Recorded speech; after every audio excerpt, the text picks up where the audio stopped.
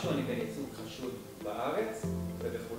השוני הוא אדיר. אני יכול לתת דוגמה שבקפריסין למשל, בדומה לארצות הברית, עורך דין נכנס לתוך חדר החקירות ביחד עם הלקוח שלו. עכשיו, אני יכול להבין, קודם כל, אם הנחקר שאלה מסוימת, אם הוא הבין אותה או לא הבין אותה. אם השאלה אפילו לא הוגנת, אני יכול לעצור את החקירה ולהגיד לחוקר, תקשיב, הוא לא הבין את השאלה שלך, או השאלה שלך מטעה, או השאלה שלך לא הגונה, תשנה אותה, או תבטל אותה, ואז מתחיל משא ומתן ביני כעורך דין ישראלי לבין החוקר. ואני יכול להגיד לך שלפעמים זה מציל נחקר מליפול למלכודת של החוקר. כמו שאני אומר תמיד, שיחה בין חוקר לנחקר זה לא דו-שיח בין שני ג'נטלמנים. זה שני אנשים שהאינטרסים שלהם הם שונים בתכלית. והתפקיד שלי זה לשמור על האינטרסים של הלקוח שלי. התפקיד שלי זה לנצל את השוני בשיטת המשפט במדינה אליה אני נכנס, לטובת הלקוח שלי. מתוך הבנה של השוני בין שיטות המשפט. כשאני יודע לנצל את זה, עם המנטליות שלנו הישראלים, האחד כלפי השני, זה יוצר מארג מנצח שיכול להוביל לתוצאה שונה בתכלית עם עורך דין אחר, זר, ייצג בלבד את הלקוח.